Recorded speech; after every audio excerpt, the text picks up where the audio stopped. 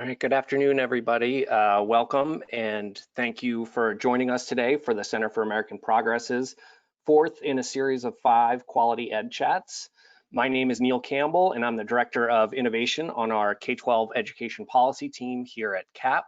I'm very excited for the conversation with our panelists today titled Beyond the Talking Points, Charter School Policy and Equity.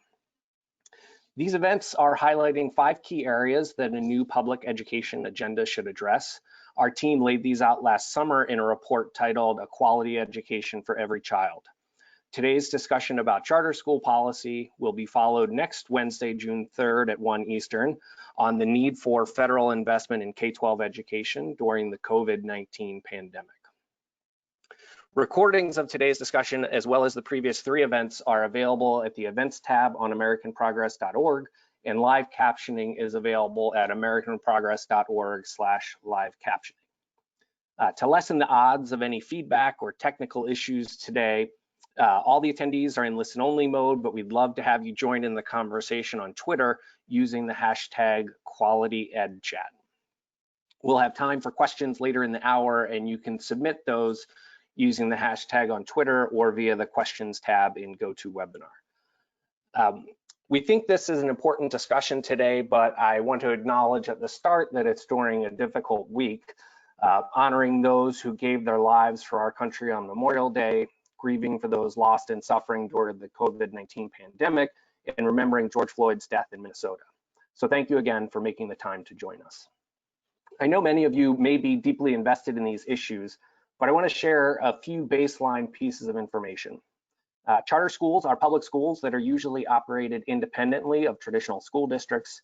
They have increased autonomy in exchange for commitment to meet academic, financial, and other terms included in a charter agreement with an authorizer. Charters are required to abide by civil rights protections for students, are part of statewide assessment and accountability systems for public schools, and use lotteries if there are more interested students than seats.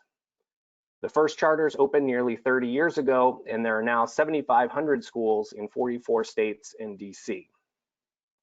They enroll over 3 million students, about 6% of the 51 million public school students nationwide. Charter schools have had support across the political spectrum, but have also been a contentious issue in education policy. Those debates are often centered on issues related to the growth and size of the charter sector and how they affect traditional public school systems. Those are big, important questions, but I want to table them for the most part today, as I'm hoping we can go a little deeper on issues related to charter schools and equity. Our work at CAP related to charter schools is premised on what we refer to as a balanced approach to charter school policy. We think high-quality charter schools are a strategy, not a goal in and of itself, to get a good public school seat for every child. And strong charter policy should be encouraging smart growth, so systems are creating equitable enrollment practices and sustainable programs in schools that communities want.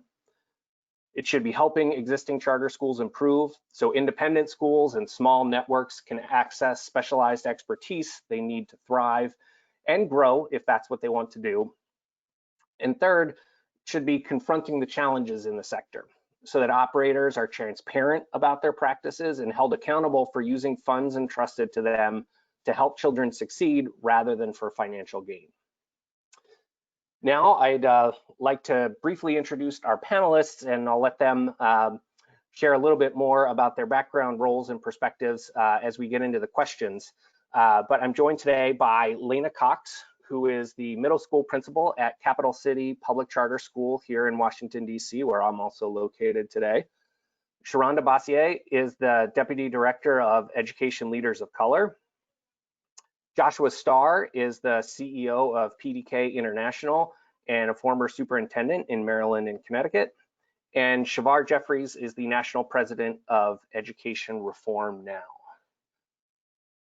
So would love to start our discussion and conversation. And Lena, I'll direct this first question to you.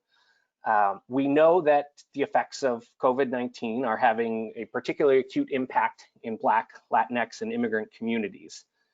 Recognizing that the school where you're a principal, Capital City, serves a diverse student body. Can you share some of the work you're doing to connect with and support students during this time? And I'm thinking in particular about families where English may not be the primary language at home. So, obviously this is all unprecedented, and this is something where we were all learning as we went. One of the things though, our school was founded 20 years ago by parents. And so we've always utilized our parent voice as a major stakeholder, and really wanting them to be a part of the plan as best as possible. So we were able to rapidly deploy technology and hotspots to family laptops. We delivered them in cases where transportation was an issue. We have an LEA-wide family engagement team that is fully bilingual. And so that team's sole purpose is to continue working and helping us ensure that our families are staying engaged, and not just about student engagement around are they on Google Classroom and on a live, but if something is going on with the family that is impacting that student while we've been on distance learning, really trying to get to the root of that and support our families as best as possible.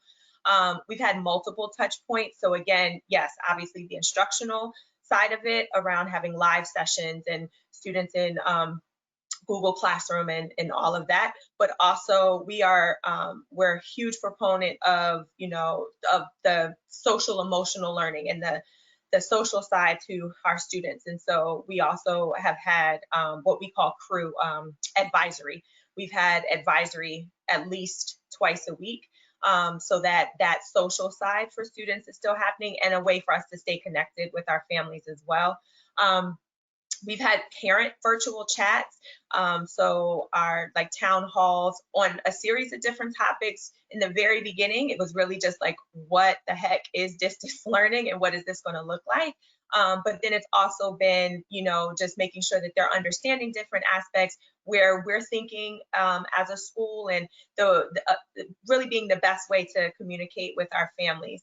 And we've been trying to reach our family at all angles, right? So it's not just contacting the family. If we're not able to get in touch with a parent or a student, or we hadn't heard from a student, we're reaching out to family, their emergency contacts. We are doing whatever we can to try and find, that family or that student, especially in the beginning, because we didn't want to lose touch with any of our students during that time. We're a meal site location, so meal pickups. And then again, if transportation has been an issue, we've been delivering the meals as well. And then I think the last part, the other big piece, is we've been maintaining an LEA-wide system-wide data tracker.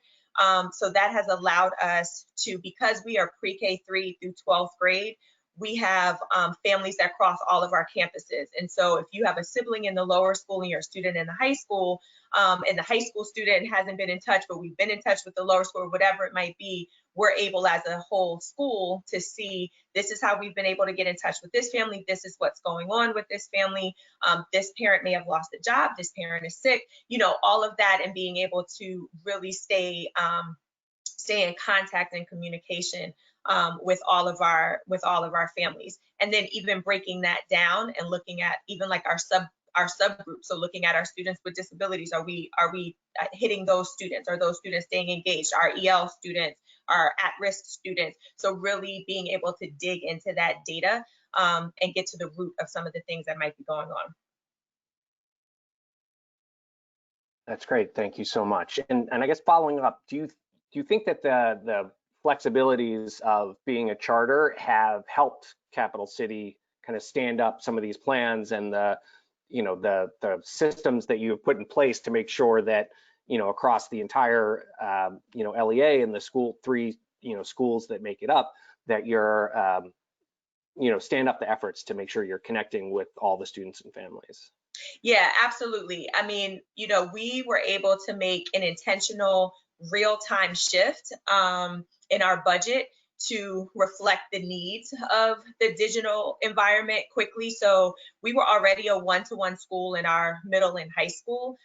So deploying those laptops was one way, but we were able to adjust money to purchase hotspots, purchase tablets where necessary, and make some of those shifts quick without having to jump through any hurdles to be able to do that.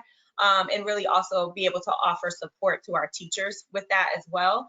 And then we were able to identify students who needed that technology very quickly. We did a survey before we left school, but then really had a chance to either parents were coming in to pick things up or we were delivering items, but just some of the flexibility and not having to wait for kind of a larger decision, us being able to make our decision as an LEA on what we needed to do. And so everyone had everything that they needed by the second week of distance learning. I think the other really big thing is, our community has been grounded in social, emotional, and interpersonal connection. And so that has been a hurdle for us because not having, that direct contact and access to our students and our families has been hard. But because those connections were there, our families really trusted us. They knew that we were going to be in this together. We talked a lot about grace in the beginning, like in my first meeting with parents, both grace that we wanted to give our families and grace, with us, that the trust that we were going to work through this piece together. And I do feel like a lot of that was built because of the structures that we did already have in place and the strong connection that we had. And I think the last thing is just the leaning into every professional social group I was a part of, I was asking, what are you doing? How are you, how can we do this? This is not the chance to live in a silo. Like all of us are learning from each other. And so us being a part of the EL Education Network has been a huge part of us leaning into other principals around the country. Other charter leaders, our head of school has been in regular contact with other charter leaders. Even our development office has been in regular contact with other charters to just really see like what's working and leverage what has been successful here in DC, and just trying to work through this together and get ideas together. Well, that kind of gets a little bit at the kind of second. Do you, like on the flip side, do you think that there are, I know you're talking about the reaching out both proactively and that, in an organized way among all the leaders, and I would open this up to everyone if they want to jump in. Are there ways that, systems can ensure that those best practices and ideas are, diffusing through systems that are, highly autonomous in the way that charter sectors are, and that, the lessons and successes that schools may be having of making sure that they're staying in touch with all the kids and seeing learning advance, spread out. I mean, it's the flip side of the autonomy versus the kind of central movement that could happen, in a district system. Josh, please go ahead. So let me jump in, and Lena, I want to just affirm that everything you're doing, that's good leadership, that's good practice. And there's nothing that you described that I haven't seen some traditional, typical school districts do as well. It's good leadership, right? It's good practice. I'm thinking of Sonia Santalise up in Baltimore City, Nikolai Vitti in Detroit, Greg Hutchings in Alexandria, Susan Enfield, like people, the list goes on and on doing the exact same thing because it's really good practice. I think one of the ways we frame the conversation is like either or, right? People think some of that stuff can't go on. And I can guarantee you there's some charters that have not done even close to what you've done, and some traditional schools that have knocked it out of the park, right? And so I think what's so important about the conversation is to find, like, there's so many shared interests, and then what are the good examples? And yeah, there may be some, it may be more complicated in a traditional school system of 20 or 50 or 150,000 kids, but good practice is good practice is good practice. And like, we just need to keep elevating great leadership that focuses on kids and families, and start to move away from the narrative around, either or, the kind of oppositional narrative that people are so fond of engaging in Twitter and elsewhere. Yeah, I absolutely agree. Like that is what I'm even getting at this. Like, this is not the time to be in a silo or an us versus them.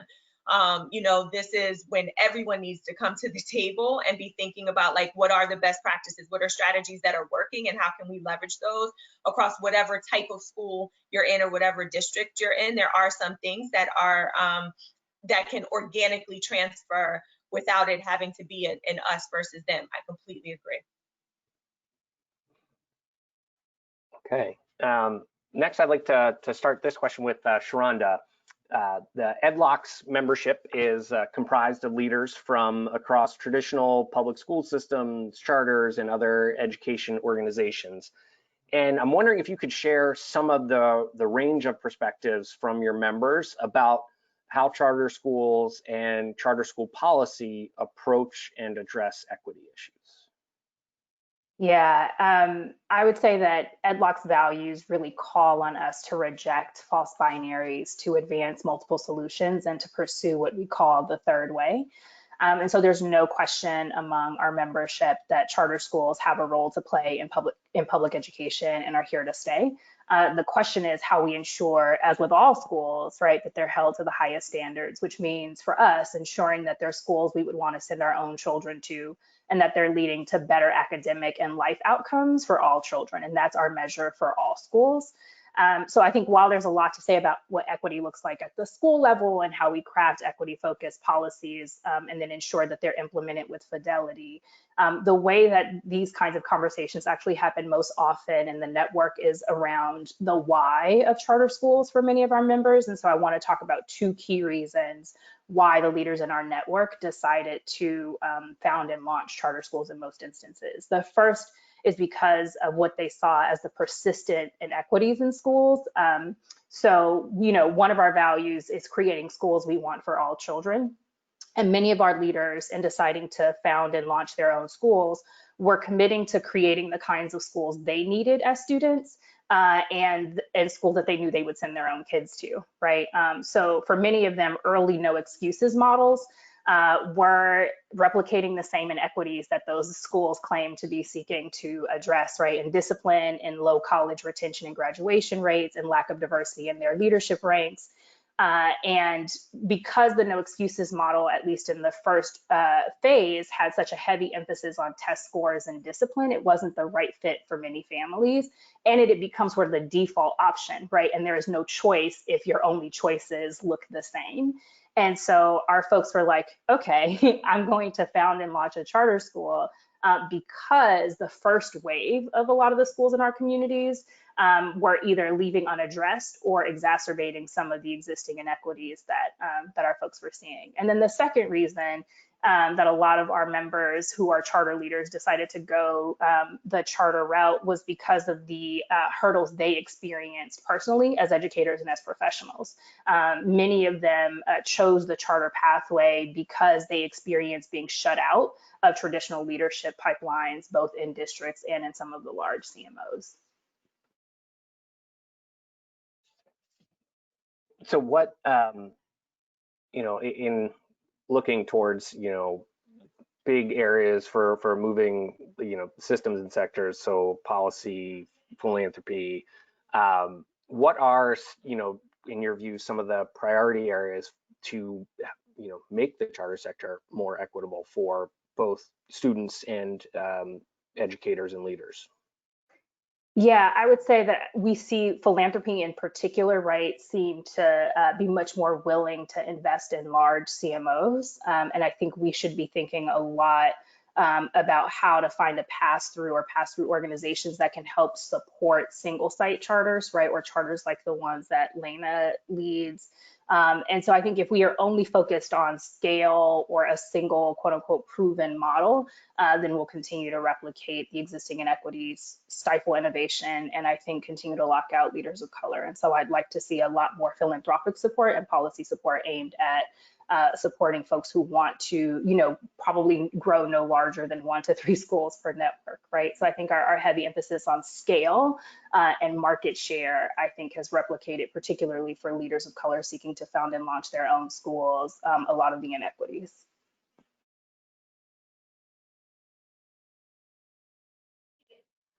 And is there anyone else that would want to chime in on some of those issues? Or all right, I do just want to, I mentioned this up top, but if folks in the audience have questions, please go ahead and submit those either using the hashtag on Twitter or in the questions tab in GoToWebinar. Next, I want to turn to Josh.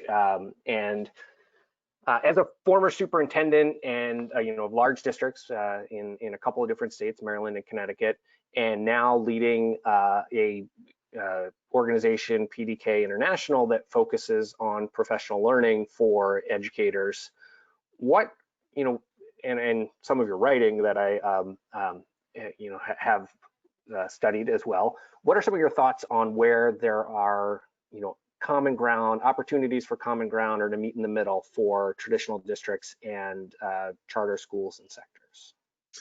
Yeah, so, if I were younger and started my career a little later, I quite likely could have seen myself being a charter school leader, right? They weren't really around when I was starting teaching in '93, although our first PDK question about charters was in '94, and frankly, people like them because people like choice. And I come at these things from a very pragmatic sort of perspective. There's no doubt that there are some really pernicious laws and problematic aspects of the charter systems, right? You look at just the way some of the funding works, some of the way folks are allowed to just take advantage of the system, and in different states. And it's a real problem. And it's such a disservice to the wonderful, wonderful educators I know that run great charter schools and serve kids. Or I think of my good friend, Susie Miller Carello up in, who runs the charter authorizer up in New York. Incredible processes for making sure that it's only great schools.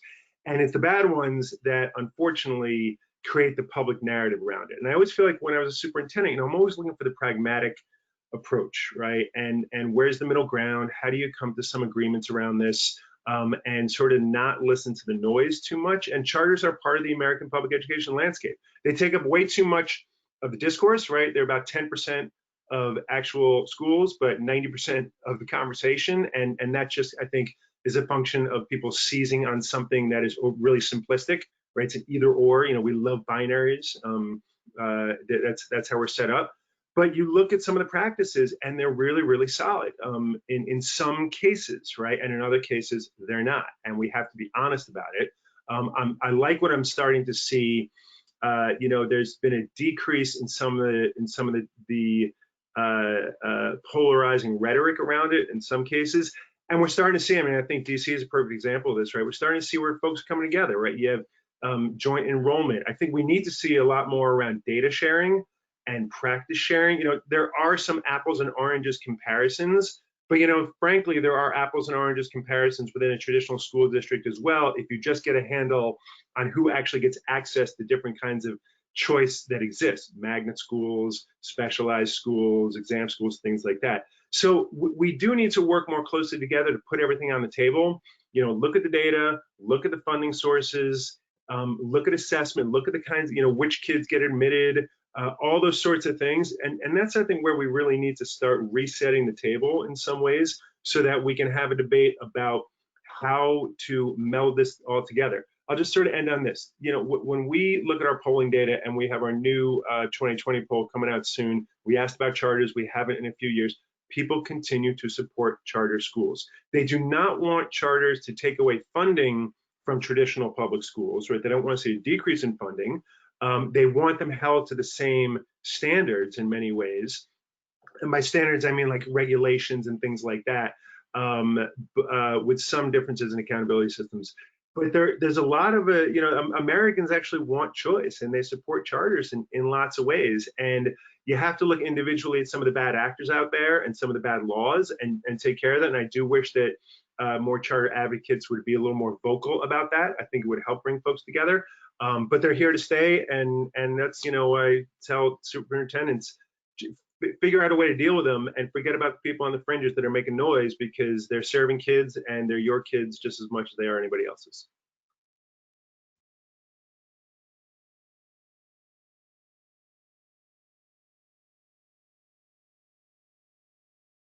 Matt, Neil, you're muted.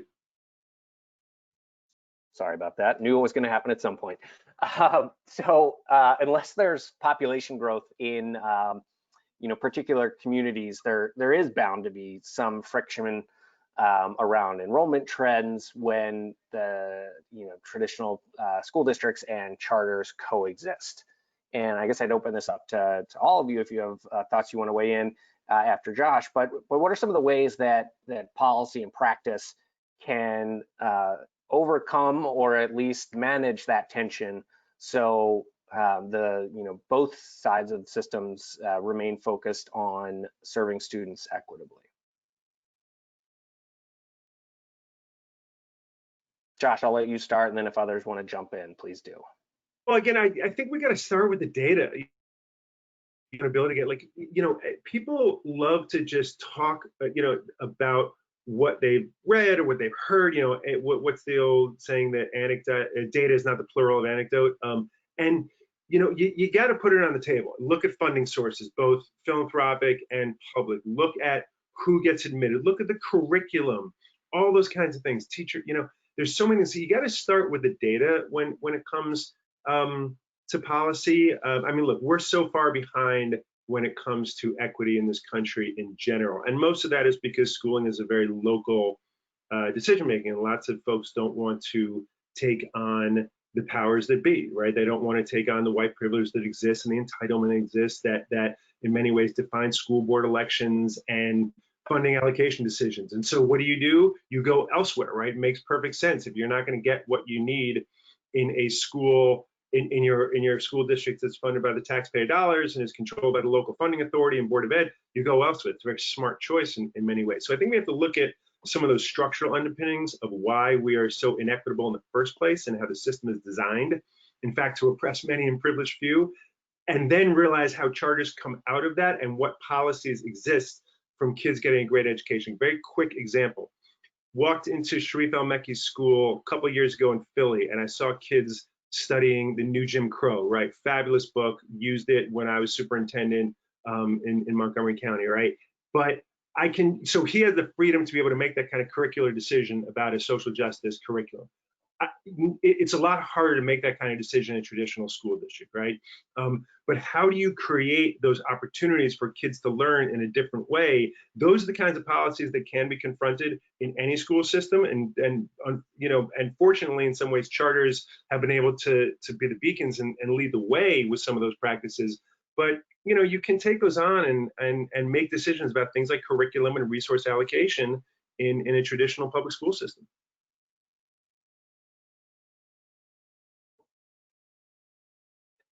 Anyone else want to jump in a bit on that? I would just add, I 100% agree. And I think a lot of times when as a charter leader, people expect me to have this opinion on charters as a whole, which I'm very quick to say I don't. I am the leader, one of the leaders at Capital City Public Charter School, and I am a charter leader in Washington, D.C. And I think that means something different for other leaders.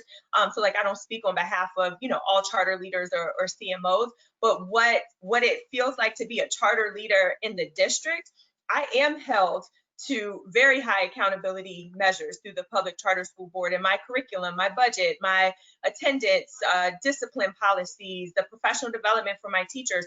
All of those things are scrutinized, and they should be. Autonomy is one of the things that, is a selling point, like opportunity and autonomy and creativity is a selling point to charters, but transparency should be as well. And so, I think sometimes that tends to be this wall that's put up.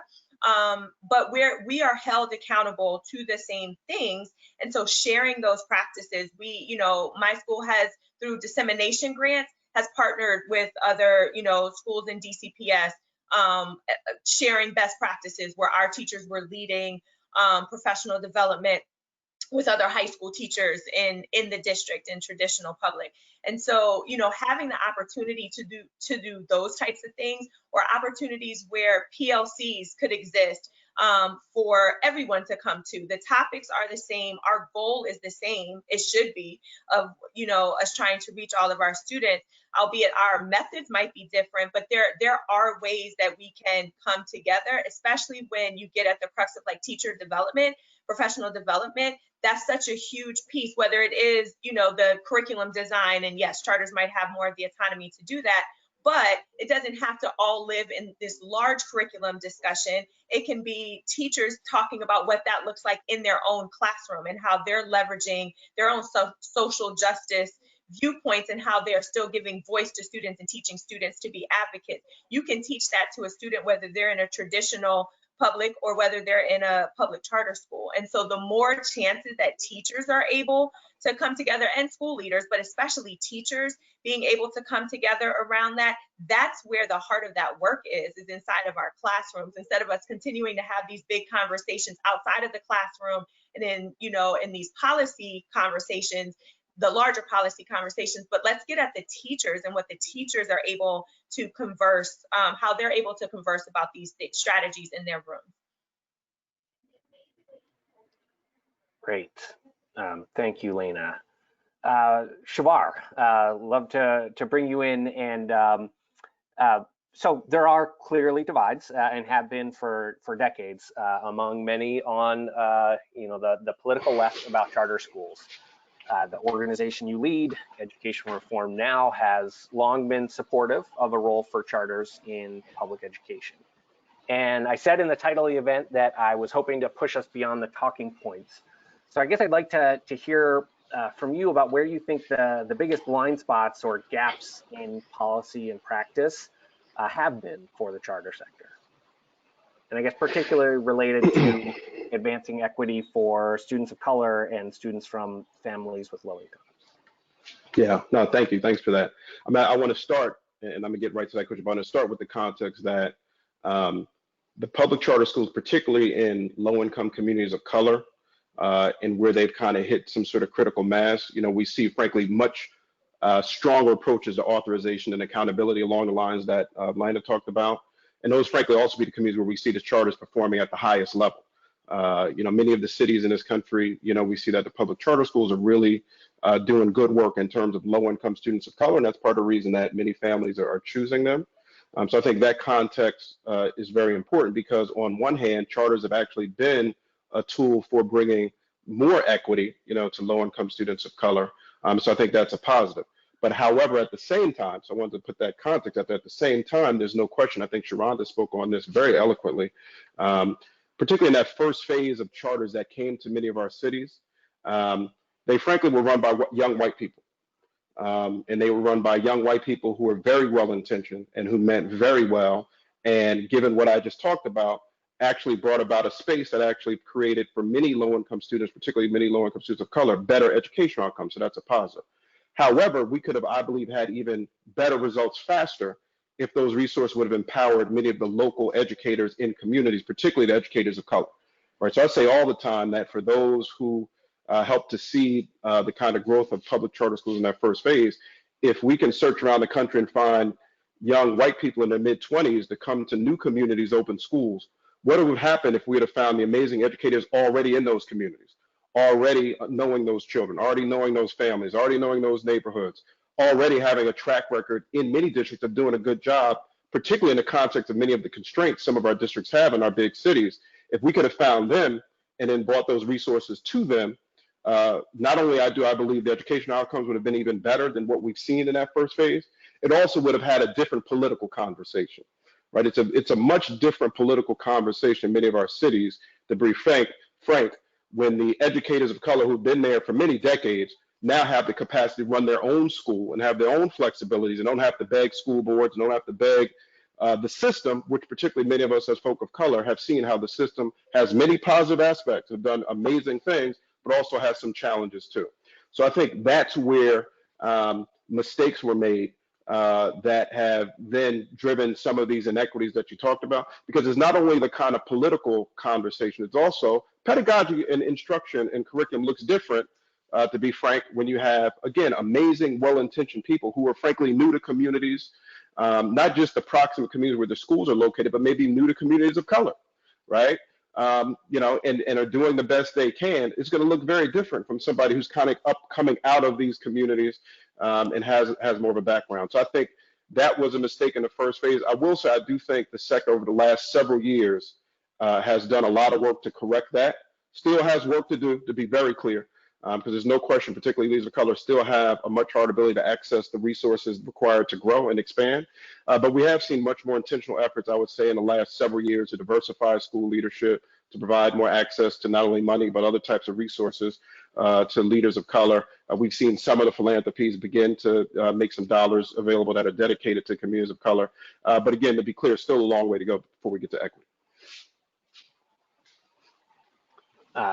Thanks so much. And I guess are there kind of, you were talking a little bit about philanthropic support, but do you have a sense of if there are particular states or communities where, you know, policy frameworks may be better addressing some of those challenges and, you know, setting the table for more leaders of color to either have the ability to, you know, do all the prep work to launch a charter school and have the support that they would need to get off the ground and thrive? Sure, I may be biased because I'm a native and still live in the great city of Newark, New Jersey, clearly the best city in the country for those who don't know. But I think our city is a great example of that. We actually have the second highest performing public charter school sector in the country. We've seen over the last several years tremendous efforts to diversify leadership, both within the big CMOs. So we've seen in many of the big CMOs, I think schools like KIPP and North Star have really been tremendous and have led the way in terms of even within their CMOs, being much more intentional about empowering leaders of color to run schools and to run regions.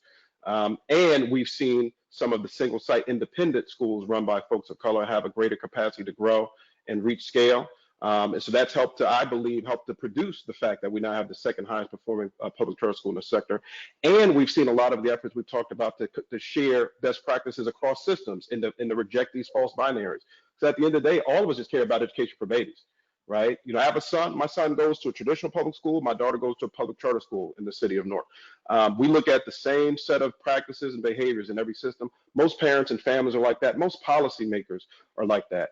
And because we've kind of had this more collaborative framework, not only is the public charter school second highest performing in the district, in the country, the city of Newark is #1 in what's called beat the odds schools, whether it's district or charter. These are schools in which the school outperforms state averages. So if you look at both our district and look at our public charter school sector, all schools are now doing better because of the interplay. There's been some competitive interplay, no question, but there's also been a lot of collaborative work across the sectors. And so it's helped all children be put in where they're a better position.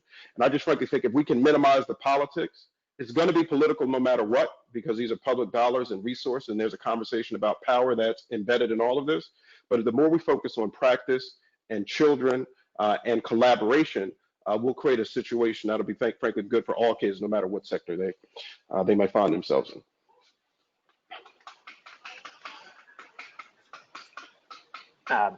Great. So going to start taking, thank you for folks who have been submitting some questions through the questions tab or on Twitter. Going to start to dig into a few of those here. And here's the first one. So how can we empower all of our school leaders and communities with the kinds of autonomies that Lena was describing in her opening remarks? So both charter and traditional. So I'll open the floor on that one. I think that's critical. I was the board president. I mean, I don't know if tons of people have this background. I was the board president of the largest public school system in the state of New Jersey and the board president of the largest public charter school system in the state of New Jersey.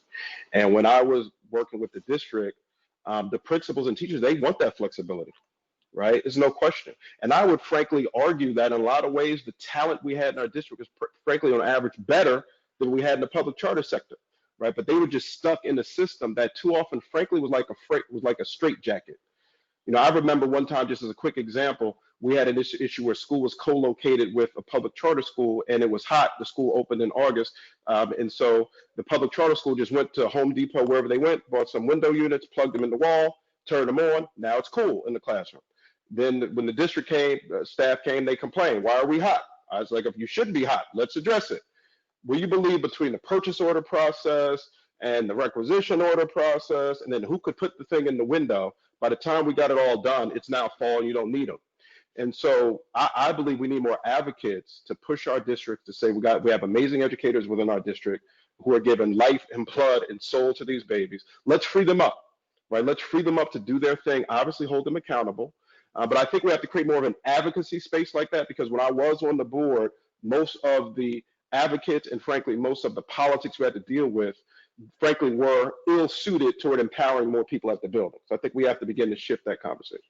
So I gotta jump in on the autonomy thing, because I find it to be one of the frustrating aspects of this binary narrative, right? And coming up, you know, in the New York City days in the early 2000s, when it was find a rock star principal and let them do what they can and get out of the way, and you know, and all that. And you find a couple of things. One, there aren't a lot out there. Two, I don't know any major organ. You look at the U.S. military, you look at GE, you look at, they may have, leaders have autonomy, but it's within defined systems. And yeah, the facility stuff that Shavar describes, absolutely, that's a huge headache. But I've supervised a lot of principals in my time. I've worked with a lot of them. I've never met a great principal that has not been able to do what they want to do within bounds, of course, right? I mean, within reason. But if they've got a good idea and they want to make something happen in their school, and I'm really talking about teaching and learning. I'm not talking about some of the facilities issues and purchasing and procurement stuff that gets the bureaucracy is a huge headache, no doubt, around that. But when it comes to teaching and learning, and I've worked in some very traditional public school systems, great principals, they know how to make it work, and good principal supervisors get out of their way and say, look, you know, I'm going to let you do it. I'm not going to make you adhere to something that doesn't make sense for your school. And I think sometimes I've heard people say, well, if we just had autonomy, everything would work. You say, okay, tell me what rule you don't want to follow anymore, right? Explain to me what rule is it. And oftentimes they don't come up with anything that different. And one last thing I'll say, and this may be a little bit of a challenge, but I think this is one of the histories we have to write about the charter school movement. One of the great promises of the charter school movement over the last 20, 25 years is that we'd see incredible innovation in curriculum and teaching and learning.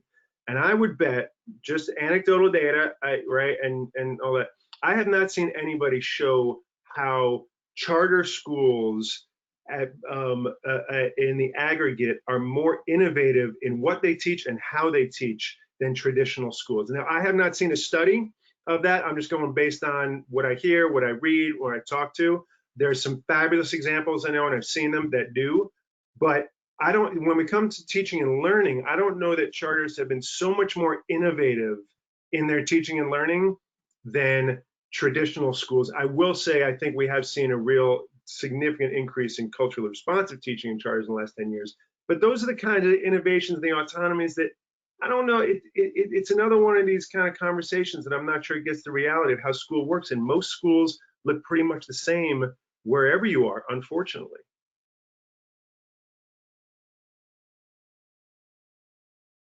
I'm going to paraphrase a couple of questions that have come in on folks asking, and it's, you know, frankly, pretty common discussions around discipline, suspension, and expulsion kind of practices, and if charters are, you know, serving students that are representative of the communities where they operate, and are they, you know, are they sort of creaming students that are most prepared to learn? And I guess I'll throw it out there in a couple of ways, but, you know, what are some ways that, you know, you think charters, you know, need to be or are, you know, kind of addressing or, you know, refuting if you know, in some situations, those sorts of critiques?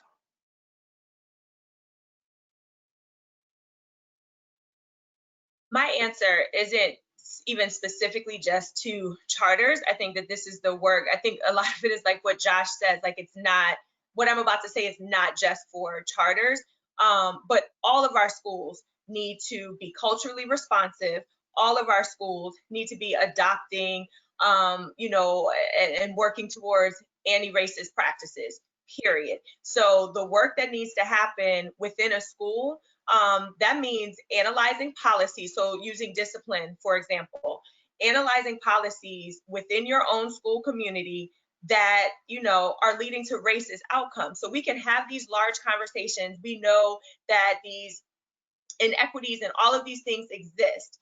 But if we're not looking at that within our own school, and I don't care if you're a charter or a traditional, if you're not looking at that and analyzing your own practices within your own school that could be leading to that continued cycle of racist outcomes, that's going to be, you know, that's going to be a problem. So you have, you know, a school do a case study on their, you know, a data dive on their discipline. And when they figure out that their discipline policy is leading towards, you know, boys of color or, you know, at-risk students constantly being suspended or reprimanded or whatever behavioral consequence, expelled, whatever behavioral consequence there is, and then making an adjustment in direct response to what you noticed was going on in your school. So that's taking it from this policy conversation to bringing it into direct, tangible practice in your actual, you know, in your actual school. So the idea of either charters picking which students they want, which isn't a thing, not that it's not a thing, but like here in DC, it's a lottery system. So, you know, we don't see our list. I have no idea who's on the list.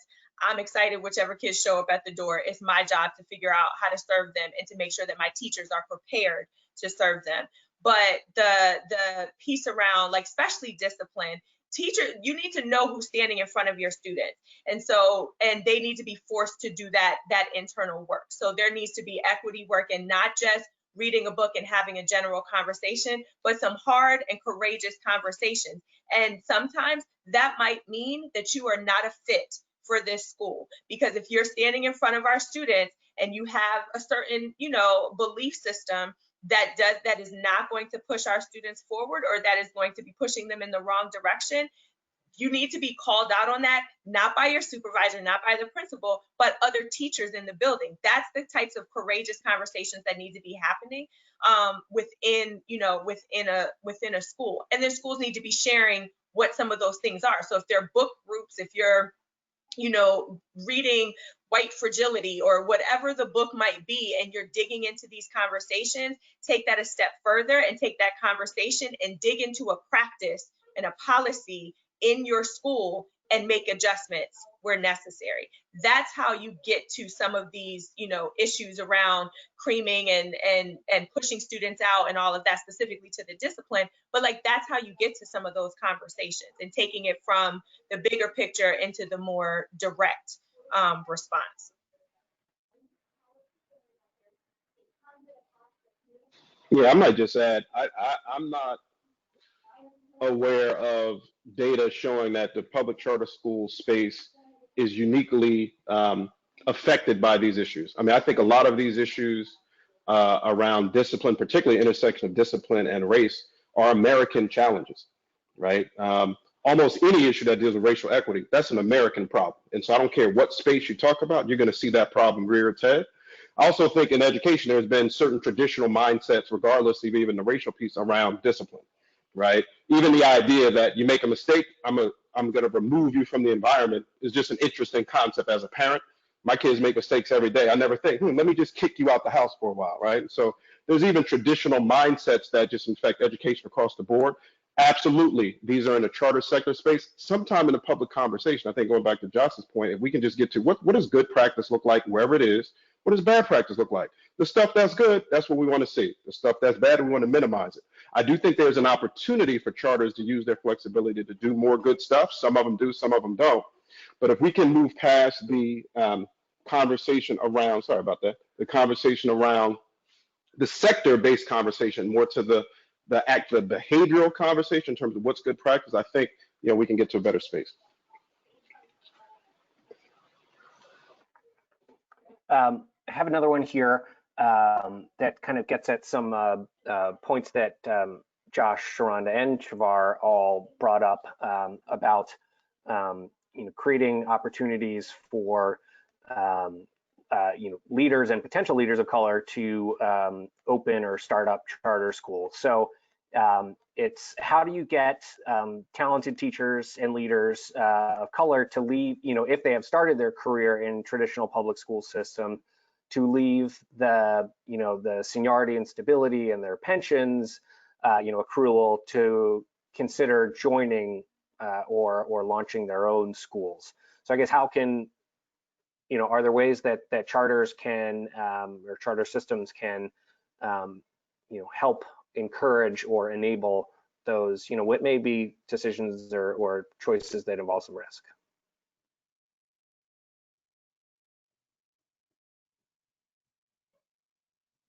Well, I mean, I would say, from my experience, the issue isn't that there's not enough demand, right? So the issue isn't that there's not enough leaders of color running charters because the issues you talked about in terms of the risk of leaving and the pension. It's that, they don't have access to the resources and the power to create a school, at least in my experience. Most of these, a lot of these people who are running the big, larger CMOs, many of the white folks who started those schools, they just had access to money and power. Like, we cut through a lot, right? It wasn't as if, so I think we got to get past that, because oftentimes with these equity conversations, people revert to the pipeline. And in some instances, there's some of that. There's no question about that. But oftentimes it's more on those who hold power and whether or not there's a capacity for people of color and perhaps poor white folks too to actually access those resources. So that's what I've seen. So I know, myriad, talented folks of color who would love to open a school. I know many who run schools now and are barely making it because they just can't access the resources. Then you may see some other folks who can raise millions and millions and millions of dollars, then pour that back into the program, and then surprise, the results are better because you have a whole lot more resources, right? And so I would just push on that, because I just think that underlying premise I don't think is accurate.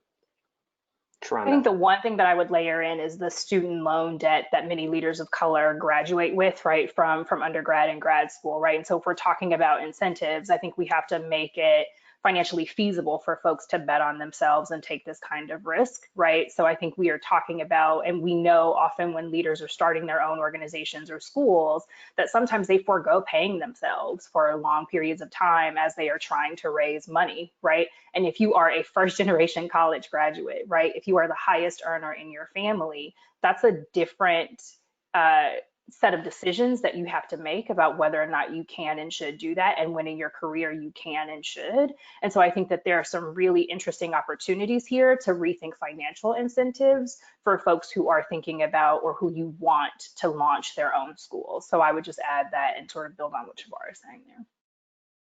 Just real quick, I would add two things, and what Sharonda just said is point on. I just wanted to just say one thing about what Shavar said. So if you look at some of the genesis, and having been around this since 2000, all that, and you look at the intersection around the funding community, and again, the polemics that people loved, and the noblesse oblige on the part of a lot of white people, and and the TFA suffers from this too, right? I mean, and I've met so many wonderful people who've gone through TFA, but I also have been in way too many rooms where the discourse around public schools is so negative and problematic. Those were some of the same people that got funded, some of the same white people got funded to open up charter schools. And I think the disservice to a lot of the folk that Sharonda and Shavar are talking about, right, that we need to empower. So that's one piece.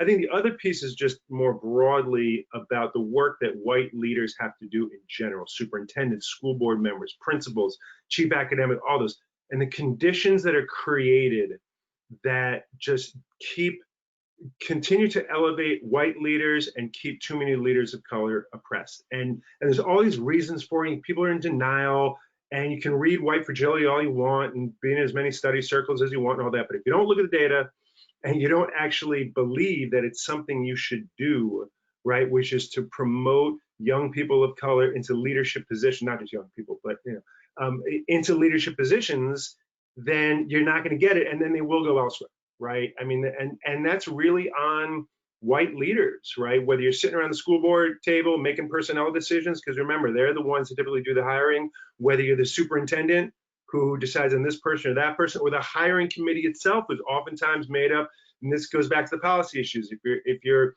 hiring committee has PTA members on it, PTAs are great, I love them, but you know who's in PTAs, right? Who tends to bubble up, right? You have to be actively anti-racist in your policies as a white leader in order to then say, wait a second, we want to keep our leaders in the system so they don't have to find another place to go, right? But that's, you know, those are the kinds of policies and practices that exist in school districts throughout the country that we don't take a look at to see what's actually preventing a lot of great leaders of color from getting to be principals, CAOs, superintendents, or whatever it may be.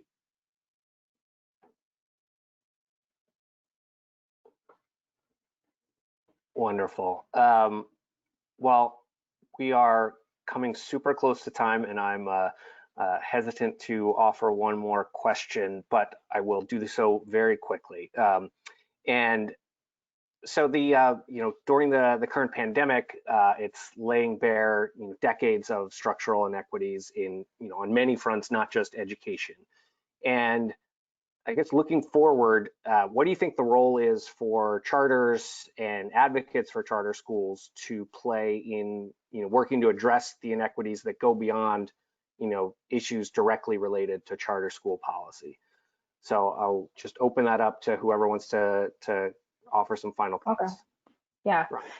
So I think this is why EdLoc's mission is to disrupt cycles of generational poverty, because what we know and what we have seen from the last 2 decades of ed reform is that focusing only on students' K-12 academic experiences does not lead to significantly better academic or life outcomes, and that we can't do this work alone. So we actually work to aggressively recruit leaders from other sectors that are working on some of the same issues or helping to serve the same families. So housing, criminal justice reform, healthcare, immigration reform. And I think we truly believe that the future of ed reform is taking a cross-sector approach to solving some of these issues. So focusing on education alone means that we haven't often done the work to build the kinds of relationships and coalitions we need. So we are focusing on building a cross-sector coalition, right? Ensuring that students have what they need around food and housing and healthcare, right? Formalizing some of the structures that leaders like Lena have started to put in place, building broad coalitions of support for our work, and talking explicitly about the need to focus on ending cycles of generational poverty. And so we see that happening in small networks like Camino Nuevo or BRIC. We see that happening in some of our large CMOs like Yes Prep, and we're really excited that we think that's the future of ed reform, and that is where many of our members and where EdLoc as a network is already headed.